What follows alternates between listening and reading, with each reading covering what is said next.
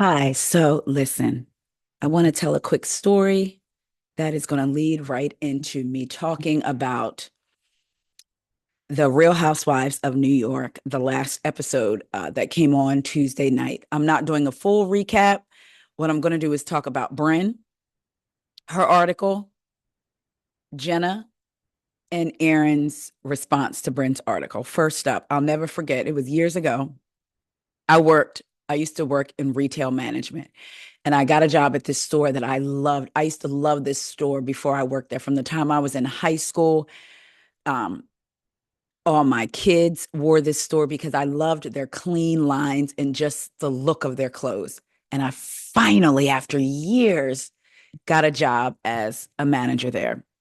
There was another Black woman that worked there. And look, when you are younger, or not even just younger, when you're going into a job and you're coming in as at a management level, when you have other people that have worked there longer than you, whether they want it to be a manager or not, sometimes they kind of give you like, we've been here, we know what to do, especially when, for whatever reason, corporate will have the employees train you. Now, I didn't mind it. I wasn't above that. But sometimes they're looking like, here, I got to train a manager, and I've been there having to train a manager. So I got it from both sides. So I always try to respect everybody in their positions, right? There was another Black woman that worked there, very outspoken, very much like, I'm going to do what I want to do. You ain't about to tell me, blah, blah, blah, blah, blah.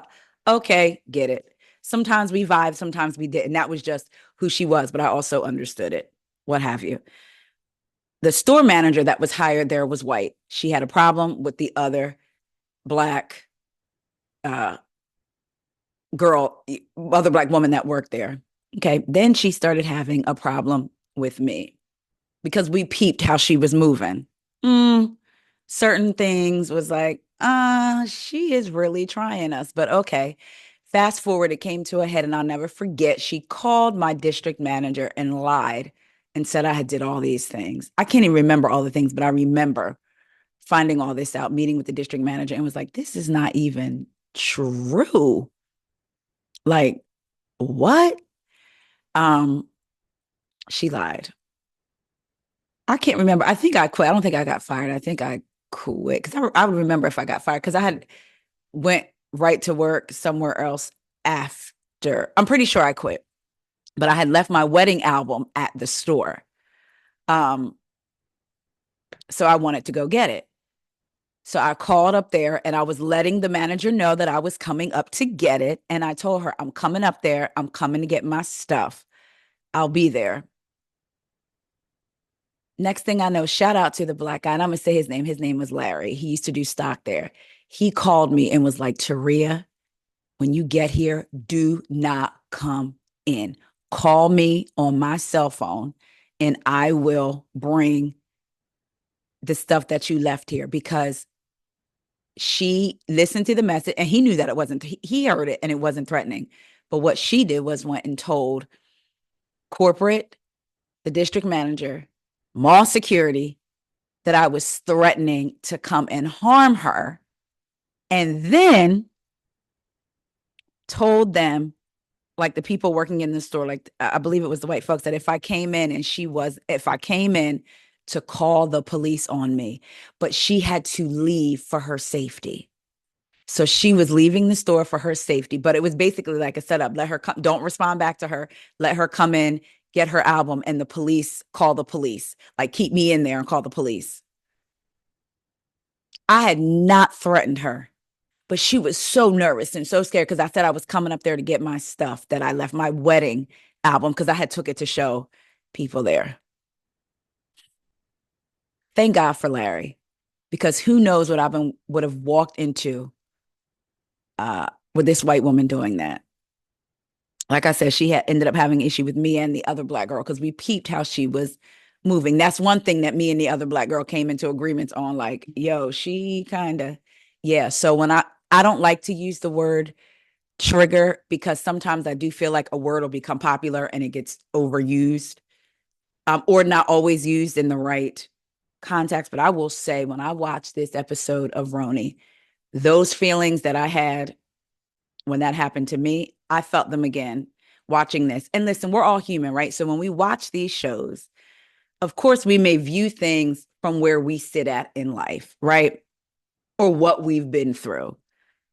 But then you start thinking about it. And I know for me, as someone who recaps the shows, who talks about the shows, who comments on these shows, I do try to ask, and it doesn't always work, but I do try to ask myself, okay, are you judging the situation based on what you've been through or if it triggered you? Or are you judging it based on you like this cast member, you don't like this cast member? Or are you judging it based on what we're being presented and facts around it, right?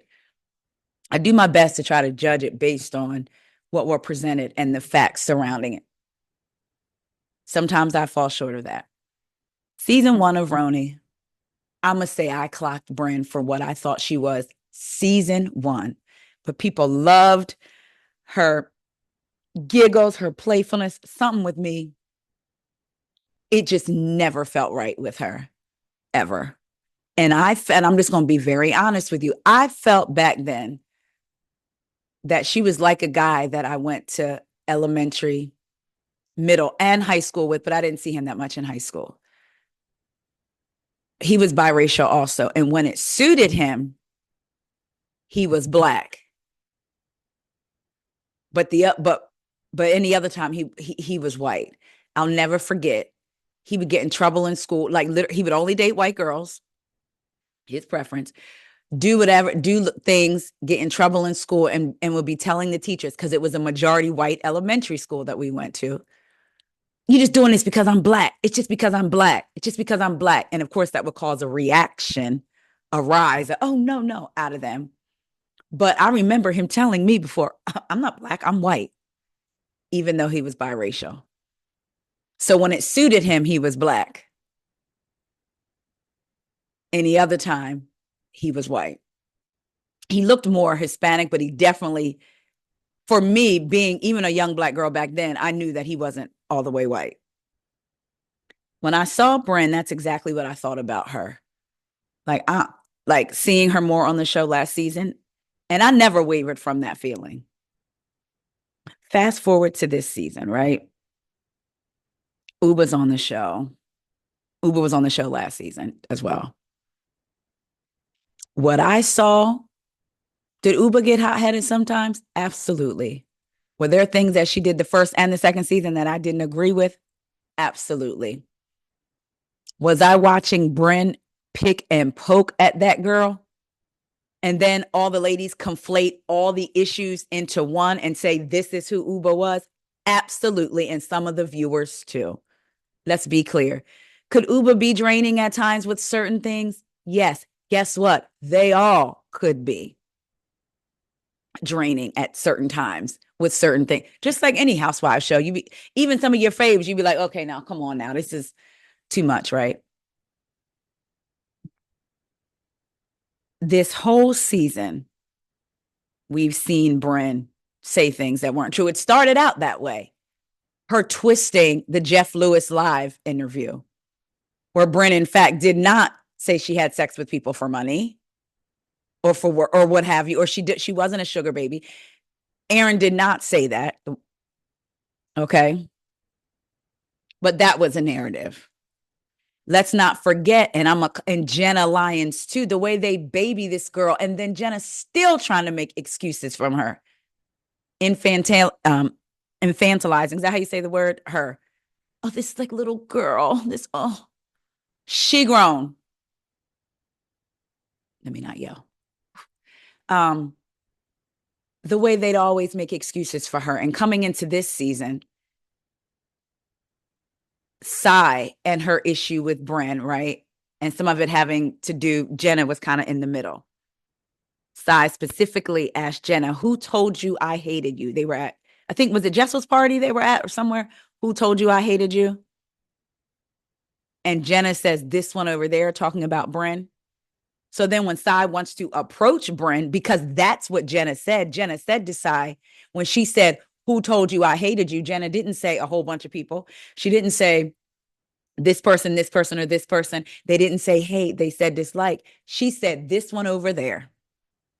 So when Sai wants to confront Bren, now all of a sudden, Jenna wants the heat off of Bren. So now she's in her confessional saying and telling Sai when they went to lunch. It's not just Bren that told me that. So it doesn't even matter that Bren told me that. A lot of people told me you said things. Nah, it does matter because when I asked you straight up, you said this one over there talking about Bren. But when I go to confront her because you don't want the heat on her, now you backpedal. Erin in her confessionals saying how Bren was picking with Uba, especially when they were on this trip, said it in her confessionals, but we didn't see her say it to Bren one time on camera. Okay? All of them have said it. We watched Bren when they were at dinner. Uba was minding her business, and I'm just kind of like jumping all over, minding her business on her phone, scrolling, because she wasn't in the conversation they're talking about. Why are you on your phone? Get off your phone. Leave if you're not going to be present. What did Uba tell her? I'm not talking to you. Girl, leave me alone. I don't want to be involved. I'm warning you.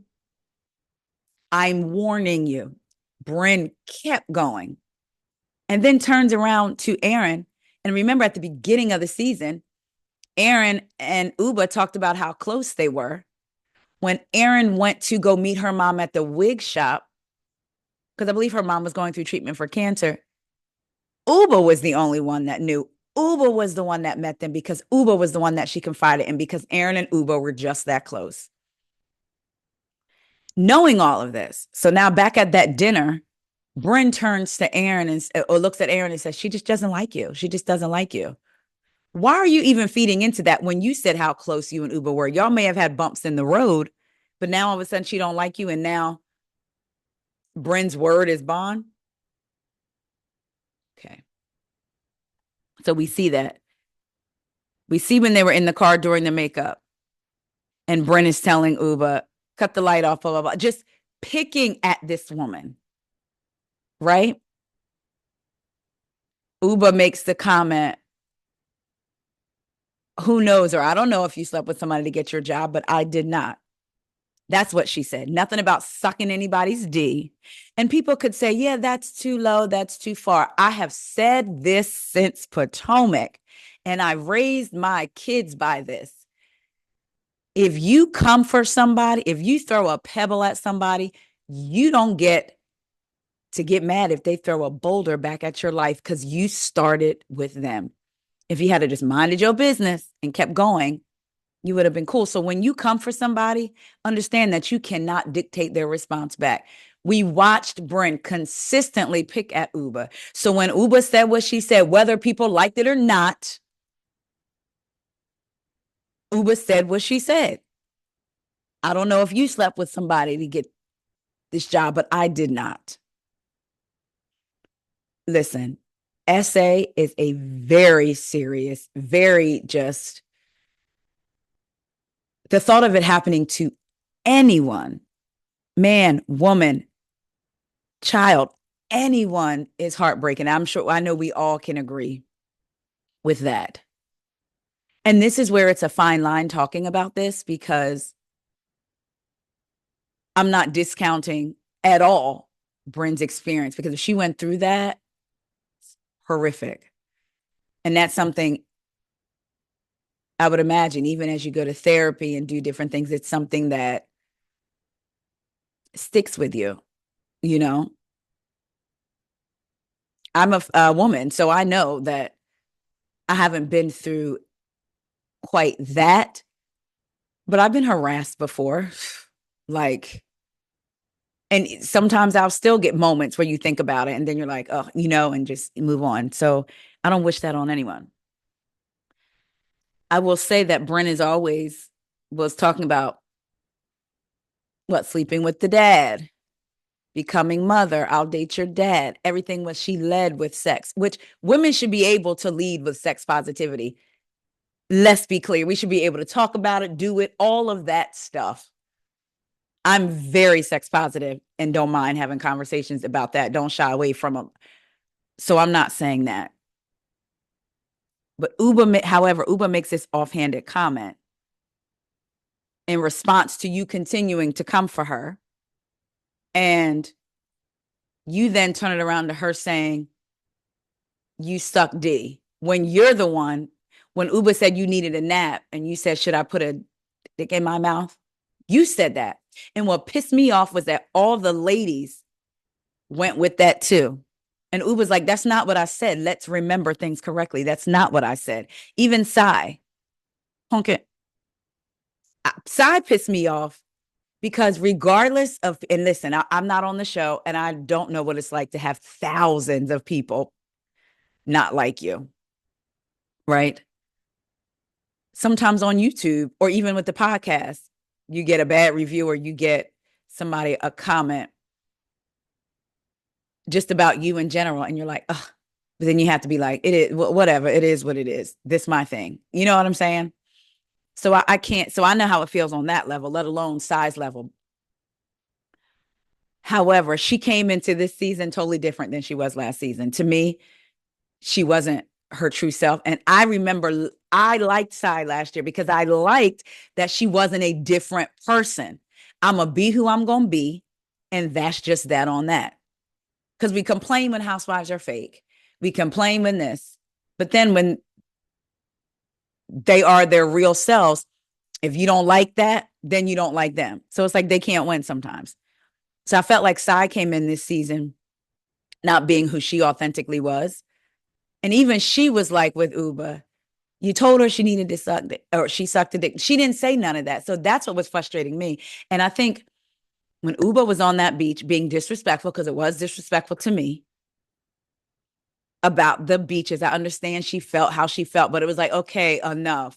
Unless they edited it, you saying it over and over again, it seems like you kept talking about the beach and how it looked. So I would have been irritated too if I was Rebecca. And also Psy. And then when she said, oh, you know, the two Puerto Rican ladies are going to come in and I get all of that. Have no problem with them speaking up and telling Uba, yo, you out of pocket, you out of line, da, da, da, da, da. I think the ladies took all of that and any other time that, and times when Uba has responded to Bren and just put it all together. And now Uba's just like this scary person. When Bren is the real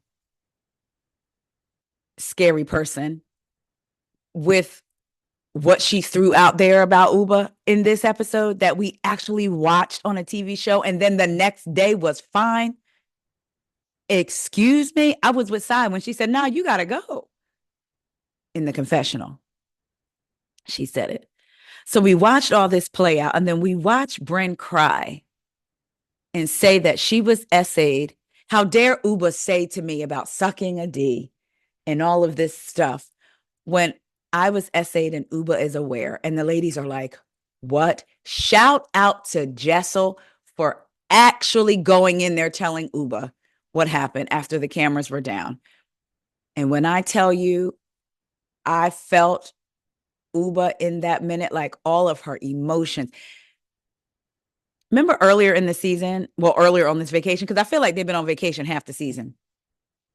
And Uba tried to do an analogy and she used the cancer analogy and Aaron got upset, which I would have too, because Aaron's mother was dealing with cancer and then she had just found out that her father's cancer had returned. I liked how they resolved that. Aaron got up from the table, went to the room.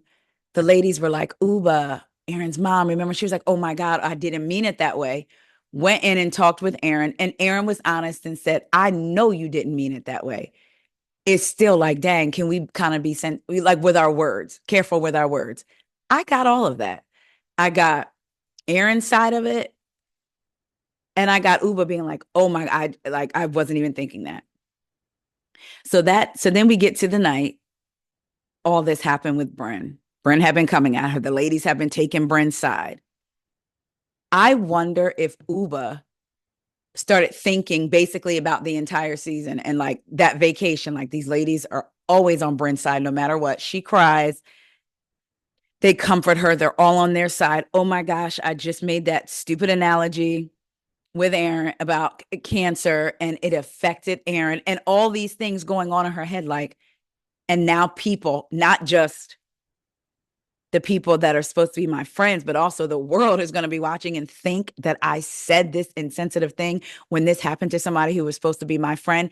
And I think all of those emotions, I wasn't surprised that she was throwing up because it was sick. Like I can imagine that feeling, being literally not just figuratively sick to my stomach, literally sick to my stomach, that you would say something like this and say it on camera.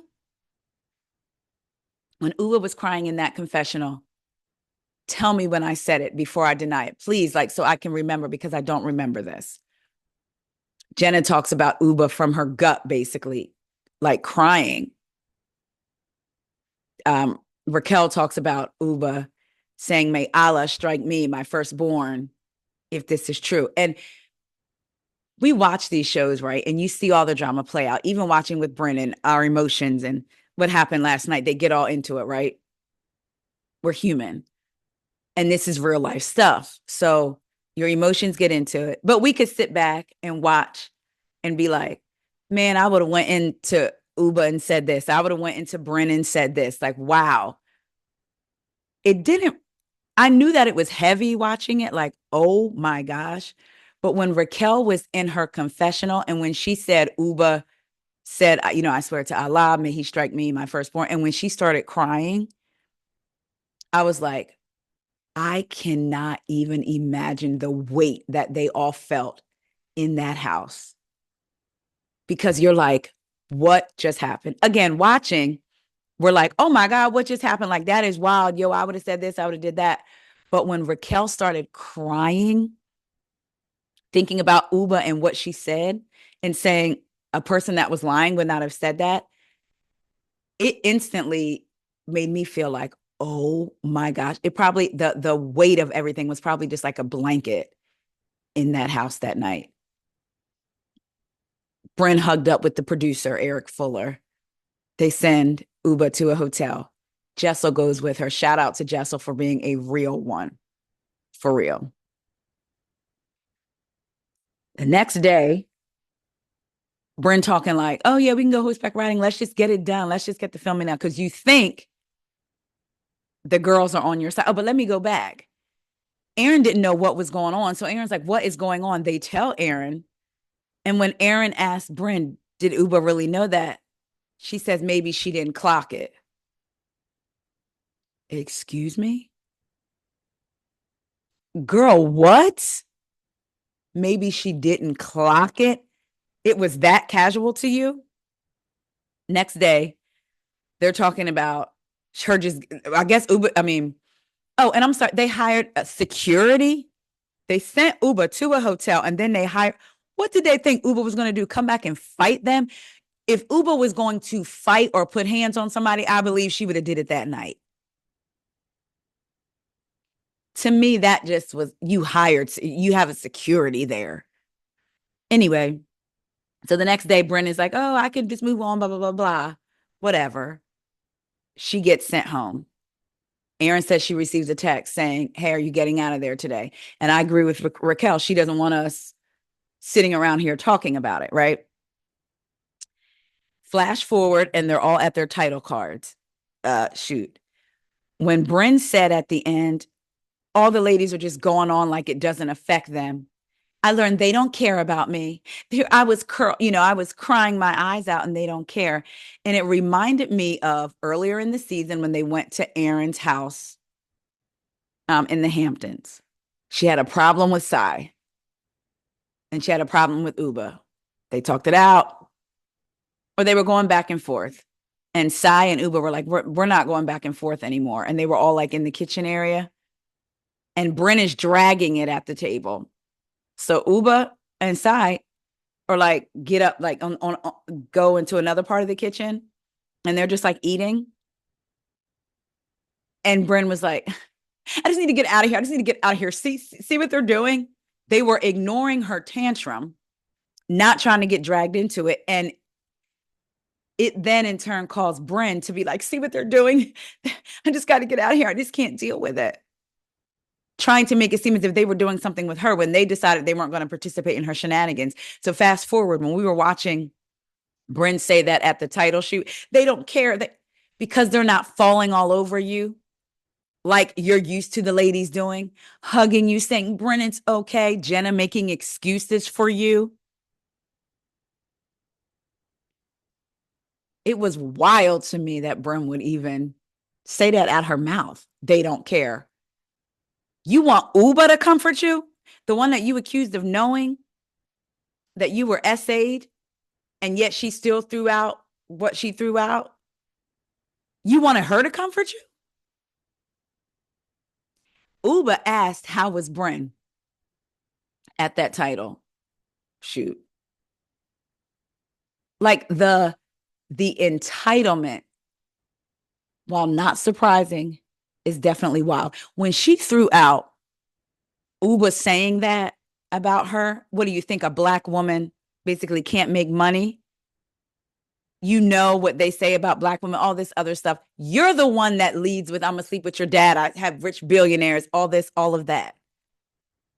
But now you want to try to weaponize being a black woman against another black woman that's a noticeably different hue than you.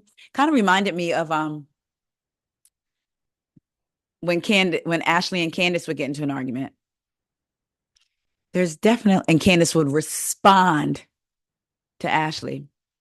Definitely a similarity between Candace and Ashley and Uba and Bren. But I'm gonna leave it alone.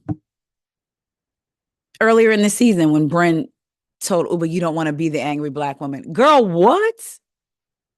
So this white man will marry you. Straighten up. As if black women can't have emotions and anger. Because it's an emotion. So we watched all that play out last night. Y'all, when I tell y'all I was hot, I was boiling, I was livid. And just watching her cry and the way she does her lips, and it's just, they don't care about me. And the fact that she would say that, as dangerous as that was, and then the next day be okay. So Jenna was on Watch What Happens Live. We're going to go over what she said in case y'all haven't seen it. So Jenna, this is according to Reality Blurb, Jenna Lyons offered an update on the Real Housewives of New York City's cast relationships with Bren Whitfield. Jenna revealed if the cast and Uba had been in touch with Bren since they taped the reunion. Now, this was Tuesday. I think that's a no and no, Jenna shared. According to Jenna, she began to question Bren after she admitted that Uba may not have known about her sexual assault after recounting a conversation they had before BravoCon. I think that there had been things along the way with Bren that have made me unclear about her intentions and some of the things that have been said. But I also know that she is someone who embellishes. And so I have chalked it up to that many times. And I have tenderness around that. You have tenderness around the fact that she lies, could not embellish it, that she lies. But it's one thing to talk about yourself and embellish. It's another thing to embellish stories that then hurt other people. You said she told you that Sai said she hated you, and Sai said that's not what she said. And Sai told us what she said. But okay. Also upsetting to Jenna was the fact that Bren was so calm the next day. I can agree.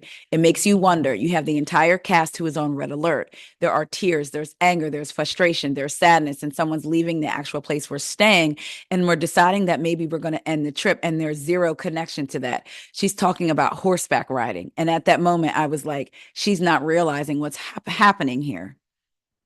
And again, then they say there was security there the night before. Speaking of her own role in the drama that went on between Bren and Uba, Jenna shared when she realized that there was no way Uba knew that Bren had been the victim of sexual assault. Uba came running down the hall and literally was this far away from my face, saying to me, never, ever, never, ever did, never would I ever. And I could see the emotion in her face.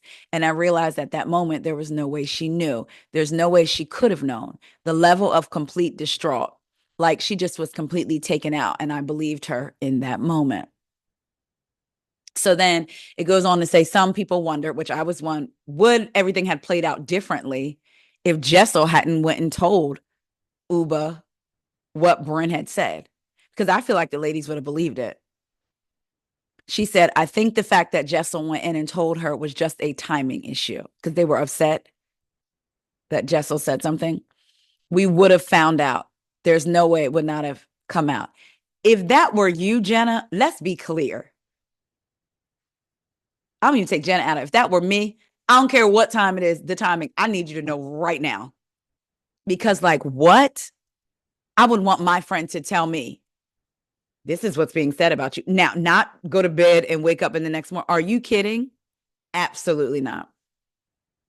Moving on to the reunion, Jenna admitted she and her RHONY castmates were really frustrated and feeling a little duped going into filming. I think that when someone's stories turn into putting someone else in a dangerous position or an unhappy position, that changes the game. That's not what we're here to do. That's not what the show's about. That's not what we're about. And I think we were all feeling a little protective and scared, seemingly shading Bren's careless actions against Uba. Listen, they asked her, a fan asked Jenna if she thinks that Aaron throws a rock and hides her hand. She said, no one can really understand the dynamic of what's happening when it's happening.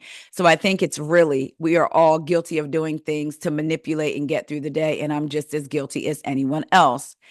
She later says, Jessel, I have to say from the very beginning, when I first met Jessel, was one of the sweetest, not a mean bone in her body from the day I met her. And she has not changed. I mean that sincerely. I've said this before. Every girl's fantasy is to get glam and get pictures taken. Why is this a thing? Please, girl, do it all day.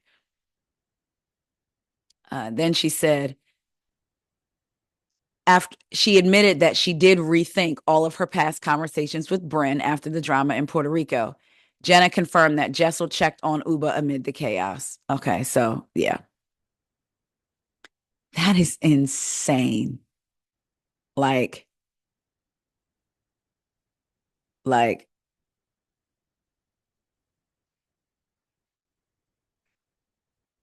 I just, wow. I'm still thinking about that. Let's get into Jessel and Bren. Did y'all see the sneak peek? Lord, y'all, the sun is in my face. Y'all, I'm gonna have to sit like this. Okay. Forgot to close the blind. Sorry, y'all. Ashley, hold on. Be right back. Okay. Um, so I don't know if y'all have seen the clip circulating from the RHONY reunion where it gets brought up how, remember when Cy, Bren, and Aaron were talking about Jessel, Aaron included, even though she tried to act like she wasn't. And Uber brought up basically Jessel and Pavitt. Do you think there's like any chemistry? There doesn't even look like there's chemistry between them. And then said that Jessel told her that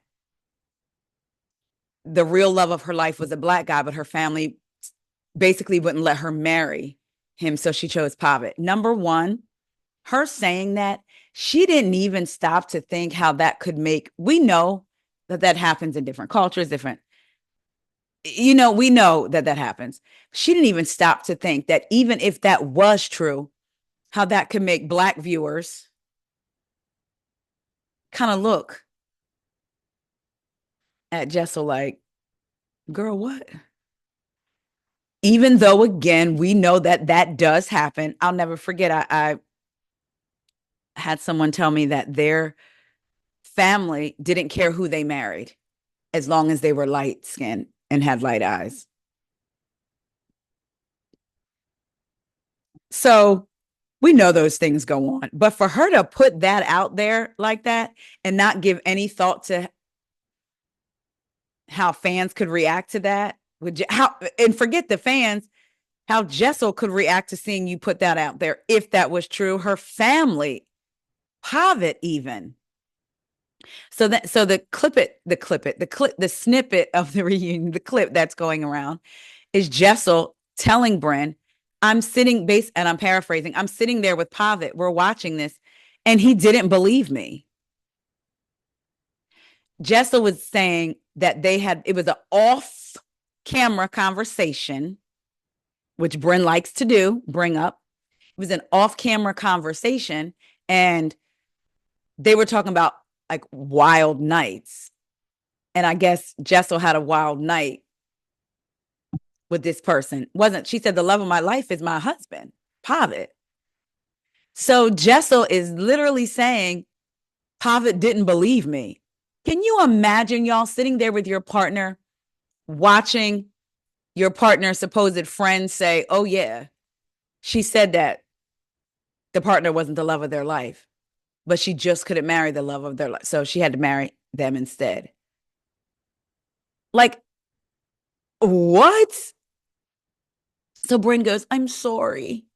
And Jessel says, no, F you. So even that kind of stuff, Bren threw that out there about Uba saying Uba knew. She also lied, according to Jessel, on her even saying that. And even if Jessel had said that, the fact that you would be so messy to bring that up when that had nothing to do with the conversation at all, it didn't even happen on camera. Bren is a dangerous one to be around. So speaking of Bren, let's get into her perfectly timed interview with Rolling Stone. This article is kind of long, but we're going to go through it. Rolling Stone, the Real Housewives of New York City star Bren Whitfield on that explosive season finale. For many Bravo fans, this season of New York City has not necessarily lived up to expectations. Let's move on. Let's get into what she says. She's asked, how did you feel entering season 2? Watching back the first season, I was like, oh yeah, that's me. There I am. At first, it was cringy seeing myself, but it felt accurate. I think you turn the volume up a little bit on who you are because you're aware there are 5 cameras around you. But I felt pretty comfortable going into the second season. It's the easiest job in the world. You just have to show up, be yourself, and say whatever comes to mind. So you're telling us you're being yourself? Okay. This season, I'm going to read it. This season, you opened up more about your fertility journey. How did it feel to share that publicly? It felt natural because it's what I'm going through. I'm at this point in my life in my 30s where I know I'm ready to be a parent. I can financially, physically do it, but you think this other thing has to happen where you need to find romantic love, traditionally speaking. So then you're kind of at this fork in the road and you're like, maybe it's not sequential. Maybe one can come before the other. And egg freezing was important to me because it was the first step of feeling like I was doing something about it. Oh, this is the second video. Y'all, I'm doing laundry, so I'll set the alarm so I don't forget to get something out. In a vulnerable moment this season on camera with your brother, you also shared that you had been sexually assaulted and continue to grapple with that. Was that challenging to discuss on camera? One of the first calls I had with producers about this season was them saying, we'd really like to get some scenes of you dating. And I was like, can I just be honest with you guys? This is where I'm really at, and this is what I'm going through. So I filmed with my brother and I shared about my sexual assault and the connection between that and why I'm kind of dodging dating and why I make jokes about only dating billionaires. Last season, I didn't intend on sharing all that ish that happened in my childhood, but I did. And it helped a lot in ways that years and years of therapy couldn't. It was really cathartic. So this season, I thought sharing was going to help me feel better. But with my childhood stuff, I've had so many years to heal and deal. So it was a little bit different from sharing something that I'm currently going through versus something that I've had a lot of time to process. How much do you pay attention to what people say about you online? She said, I wish I could say I don't pay attention. She goes through phases. It really hurts and it's frustrating because people don't know the full story. You're only seeing 42 minutes of something that's edited. Let's get to here we go. Hold on. When the cast went to Puerto Rico, Uba made a comment about how maybe you had sex with someone to get on the show. Why did this cut deep for you? I've worked so hard my entire life. I put myself through college. I never had mommy or daddy to give me a job or even help me write a resume. I lived on friends' couches. I cried in the bathroom of PR agencies. I learned how to negotiate and work my way up, and I worked my ass off. I feel like it's hurtful as a woman to have my whole career attempted to be diminished and wrongfully equated to something having to do with sex. That's just crazy to me and offensive. As a woman, I think we can do better than that. If you have a problem with someone, that's fine. But suggesting something that's pretty disgusting doesn't settle well with me. I used my brain. I didn't have to do anything else. Women don't have to lie, cheat, steal, or F in order to get to the top. What was it like for you to watch the finale episode after living through it? You live through it, which is one thing, and then you have to watch it back. You have to relive it. Time goes by too. So if there has been a reconciliation or if there has been any sort of growth, you then watch it back and you're revisiting it all over again. Initially, you told the other woman that you confided in Uba about how you'd been sexually assaulted and were upset she made that comment about you knowing your past experience. Then later that night, you told the woman maybe Uba didn't clock it because you had been hysterical about other things, including a friend's death by unaliving. When you told her, can you clarify what happened from your perspective? It's not right to assume that everyone remembers everything that you say all the time and then hold them accountable for that. I know for a fact that I said it, but when someone's screaming into the phone, the other person might not necessarily hear them. At one point, I'm sorry, at that point, she was problem solving and being a great friend, saying, okay, do you need me to get a car to come and get you? As I'm rambling on. Just because you say things doesn't necessarily mean people hear them. You can't sit here and say that everyone I've ever told every single thing is going to remember it perfectly. I know what I said, and I know that I did say it. I went through a laundry list of things in that conversation. I was hysterical, and I was like, why does this keep happening to me? Why do bad things happen to me? I remember I texted my brother afterwards. I was like, oh my God, I told Uba. And he was like, it's fine. You can trust her. So I wonder if she's going to show that at the reunion. Either way, I did trust Uba with that after what she's been through herself. And she always was a really, really good friend to me. At that point, I hadn't even told any of the other girls. Before the cameras went down for the night and everyone went to sleep, Uba took you outside of the house alone and wanted to apologize. Why weren't you open to her apology? I get how, as a viewer, it makes sense that you want to get closure, but in real life, I need time to process if I'm truly hurt, if I'm truly offended or hurt. I don't want to talk about it at the time. I need to cool off and take 3 days or so, and then I'm ready to talk because I have a clear mind and I'll be receptive to what you're saying. If I get hurt, I'll just go into defense mode and my walls go up immediately. We had been filming all day for days on end, and there were multiple instances with Uba in Puerto Rico. First, she was like, I'll go to a hotel. I have more money than her. And there's so much stuff that wasn't shown. Time out. Bren has also made digs about people and where they live. I live in Manhattan. What does she call Aaron at the beginning of the season? Okay, what's the name of that jail? She called, okay, Rikers or something like, or Staten Island. So, like, don't try to act like you have not taken digs at people based on economic status.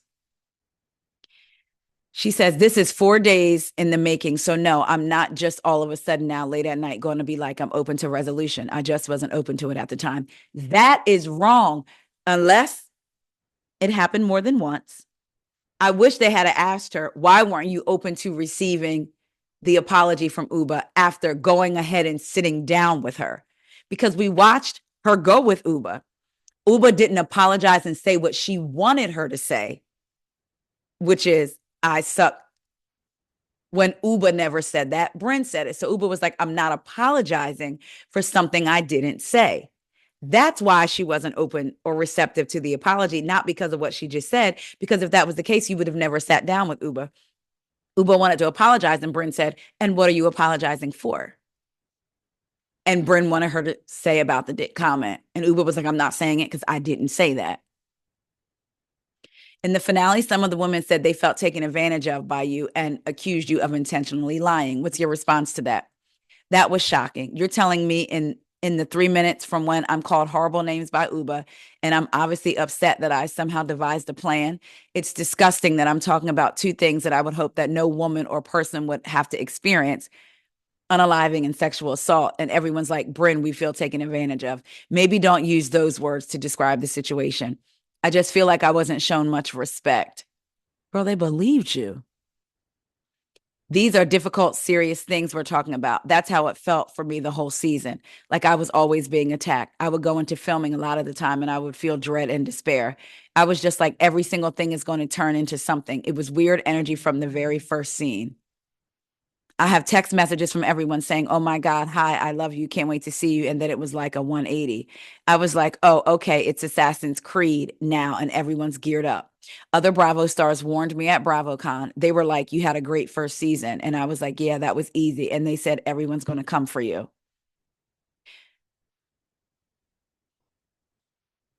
Why do you think the 180 happened? She said, I truly don't know. I look back, I've scanned every text, I've checked every conversation, and I have no idea that I become avoidant and I just shut down. So it could it be because of some of the things you said during the season, some of the lies you told? You left Puerto Rico earlier than the rest of the cast after the incident with Uba. How did you feel watching the scene in the finale with the rest of the women discussing how they thought you manipulated them? That night before, I was chased down the hallway, and then producers shut the door and told me to wait a while. Then Uba and Jessa went to a hotel. They brought in a security guard to stay at the house with us. And that was at 2 in the morning. I texted a producer and I was like, I want to leave. Put me on the next flight. I'm out. This feels like the Jerry Springer show. This has gone too far. This is my life. And these are serious traumatic subjects that are turning into she said fodder. I don't understand why I'm not being met with grace. Let's just have a conversation, not effing screaming and just like F U B F you. Did you meet Uba with grace the times that you were poking? So I requested to leave. I feel so safe with everyone at the production company and at Bravo. And I felt safe with how they handled sharing my sexual assault story in Central Park with my brother. It was never my intention to share it with the girls, and then that transpired. But I felt so weird that night. I remember they were taking off my microphone, and I was like, how do I talk to these people now that they know this thing about me? I was so irritated when I saw that they were saying what they were saying about me because they're like, she's psycho. She looks like she's fine, and she left. No, I was mortified. In the moment, I'm very much like everything's fine and I can make a joke or distract from something. But I was like, just get me out of here. I don't feel comfortable anymore. And I feel like everyone's looking at me differently. It wasn't like, oh, I'm cool with everything. Everything's normal and I'm just going to leave. I requested to leave. I requested to be put on the first flight out. But then we do see you that morning saying, let's just get everything over with, meaning go horseback riding and all of that. So and I'm not even being smart or snarky when I say this, but you sent the text the night before, but then the next morning, from what it seemed like to me, was like you were willing to be like, all right, let's just go and get the rest of this stuff filmed. But in this article, you're making it seem like you were like, I want to out on the first thing smoking, and I maintain that. What happened after Puerto Rico? I came home and saw 2 days later they're all dancing at a concert and stuff, and I'm in bed crying on Zoom with my therapist. Unfortunately, I've had way too many scenarios in my life where I didn't have the luxury of feeling my feelings, or I didn't have the luxury of being able to process something. It was like, suck it up and move on. If I even dip my toe in the ocean of my despair, I will get sucked in. I think people need to be honest, deal with their emotions and their feelings, and get therapy, get help, and be in support groups, all of which I've done, but I just don't have the luxury of going there all the time. I process things later when I get to a safe place and remove myself from a situation. Directly after Puerto Rico, I wish that someone would have asked me, hey, let's calmly sit down and listen to what you have to say. That would have felt really nice, I think, to have that. I didn't get that in Puerto Rico. I certainly didn't get it afterwards. More so, it's been like, I'm the bad guy. That is a heavy accusation to make about someone, only for them to find out that this person didn't know, or maybe they didn't clock it, as you said. Because, hey, maybe Bren did say that when she was having that meltdown on the phone with Uba, and Uba didn't hear it. Because I felt like I agreed with Jenna. And that's the first thing I thought, even before Jenna said it. If Uba had heard Bren mention that, I feel like Uba would have circled back and been like, wait a minute, what did you just say? And insisted, like, I'm coming to get you. But that accusation that you levied against Uba, no one wants to sit down and have a conversation with you. Like,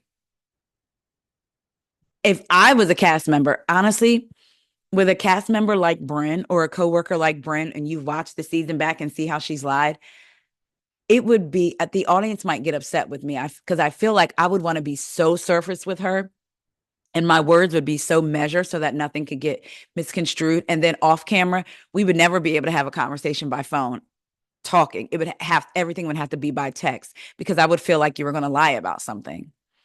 So they ask her where she stands with everyone today.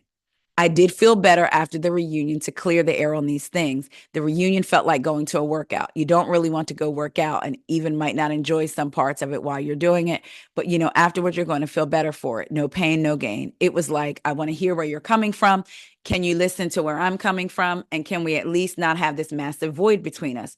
After the reunion, I personally felt like, are we in a position where everything is fixed and perfect? No. not remotely, but at least we're now maybe hopefully one at step one. I'm always cool with Jenna and Raquel. Erin feels like a sister. Remember that. Erin feels like a sister. I was just texting with her and her husband Abe the other day. I feel like I'm fine with them. I think Sai and I still have stuff to work on. I miss my friendship with Sai a lot. All that stuff that. And then with Jessel, I didn't realize, but I should have realized I said something that upset her. So I need to work on my friendship with Jessel. You mean you lied, according to Jessel, about the Pavitt thing, or you said something that upset her? And that's what irritates me about somebody like Bren. I said something that upset her. I need to work on it versus I straight up lied on her and I shouldn't have done that. I could have caused real trouble in her marriage. With Uba, I think what's done is done. Uba's a great person. She has a heart of gold. I think she loses her temper, but she has the most beautiful heart. And at the end of the day, I know I'm a good person. So I feel like we will get back, but it takes time to repair. When there was a rumor about you circulating the show online, you clarified it with a fake post created by AI. Do you have any plans to leave, RHONY? No, I mean, you're never guaranteed. Even franchises that have been around for 17 years, it's the same song and dance. You never know until a month before you pick back up filming. You don't know if you're renewed. You don't know who comes back or any of those things. But I feel like with this show, it's not our show or my show. It's a little bit of the women who came before us and whoever comes after us. It sounds cheesy, but I just think we're the temporary guardians of this thing, and you want to make New York proud. So again, she says, with Erin is like a sister. I was just texting with her and her husband, Abe, the other day. Mind you, she says, I'm always cool with Jenna and Raquel. But remember, earlier on in this video, I read what Jenna said on Watch What Happens Live. Jenna said they haven't talked to her since the reunion.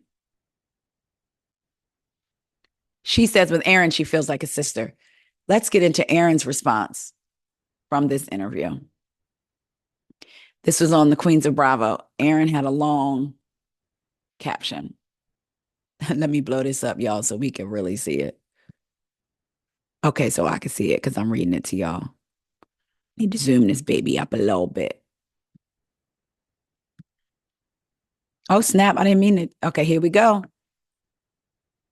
Okay.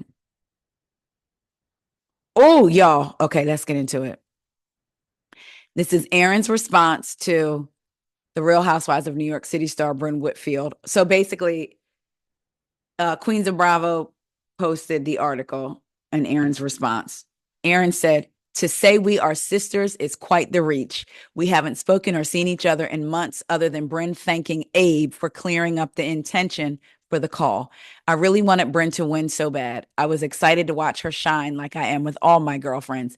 Each woman on this show is special and smart, and I really was excited for us collectively. But Bren always had all this childhood trauma that I was particularly excited to see her break free from. Yet here we are, an article doubling down instead of saying, hey, I messed up. It's upsetting to read for all of you viewers. Can you imagine how it feels for us? The show is supposed to be fun, in caps. It's all I tried to do throughout. Now, girl, with them pranks. Okay. Yet somehow things kept getting twisted and turned, and I will take ownership that I very much was naive and fell victim to much manipulation. I swore I wouldn't comment, but this article is so triggering to me, and I just can't stay silent. And to all of you trolls, the few I've seen, most of you have been supportive and amazing all season during an incredibly hard time for me. So thank you. Trying to put me in some sort of bucket because of the color of my skin. Honestly, F you. I spoke out when she called Uba an angry Black woman, and I was the only one who heard the essay story that night and immediately said no in caps. Way, that doesn't sound like Uba. She wouldn't forget that, which led to the she didn't clock it comment. I'm not saying I'm perfect, but I'm fair and I stand up for what's right when it counts. So respectfully, F off. She used the whole word. Child. So that's Erin's response to Bren's interview. Around the same time, Erin posted that. Bren posted, let's get into this. She shared a quote on Instagram. Teach your daughters to say no. Teach your daughters to raise their voices. Teach your daughters to make waves, to value safety over politeness, to yell fire instead of help. Teach your daughters to feel comfortable in their own bodies. Teach your daughters to live without shame. Teach your daughters to hit first, to bite back. Teach your daughter to burn the world down when they are mistreated. Teach your daughters to out their abusers, to be deadly serious, to be dangerous, to be sure, to know what they want. Teach your daughters to take a stand, to be bold, to be brave. Teach your daughters to believe in a better world, and then tell them they deserve one. Say you do not have to suffer like I have suffered. Say the legacy of girlhood does not have to be one of pain. Then she says today's TED Talk. When she said, teach them to bite, to hit first, to bite back, to burn the world down when they're mistreated, I get the sentiment behind it. What if Uba's mom taught her all of that? So every time that you came for her, she bit back. She burned the world down when she felt mistreated by you. You cannot have it both ways. Again, I get the sentiment behind it. Then it came out, Bravo and Cocktails claimed that Sai unfollowed Bren on Instagram. They said Sai has unfollowed Bren. The rest of the cast, including Uba, is still following Bren. Bren is still following Sai. Do y'all think at this point that they all could come back as the same group? Even if they added people in, the same group of women that were involved in this. I'm talking the original Sai, Uba, Jenna, Aaron, and Bren, and Jessel. Do you think they could bring all of those same women back? Again, even if they added other people. I wouldn't want to film with Bren. Now, granted, with all of this conversation around it, maybe she would be different next season. I don't know, but I would be extremely hesitant to film with someone like Bren. I'd be extremely hesitant to build a relationship with Bren because you never know, especially, we know all these ladies don't know each other with the housewives now, so they want you to get to know each other, so they'll introduce you so you can try to form something before the season starts, right? So I would be very hesitant to open up, to trust her after what I have seen. Because you'd be a fool not, if you're going to go on a show, you'd be a fool not to watch beforehand. I don't know. What do y'all think? I would need all of y'all to weigh in on last night's RHONY. Have y'all had your own experiences as Black women, as Black folks in corporate settings or at work settings where white women tears prevail? I definitely have. Not just at that job, but at another job that I worked at. Insane. Like, never seen anything like it. Crazy. So y'all let me know y'all's experiences. Do y'all think they could bring all of these women back? Do you even want it to come back? Or would you keep RHONY? Yes, of course, the franchise. But do you want to see a major reboot? If you don't want to see a major reboot, who do you want to see stay and who do you want to see go? This is so much going on. It almost makes me think that Bravo will actually bring them all back and maybe add someone, or maybe remove Rebecca and add someone full time. It makes me feel like they'll bring it back because of the buzz around it. And because they know people may want to see the fallout from this play out on camera. That's my thing. I feel like Bravo is like, oh, maybe we should bring them back. Because people aren't calling out Bravo for airing this. They're calling out Bren for what she said. So eyes are on the show. So I feel like Bravo might bring them all back because of that. Y'all let me know what y'all think.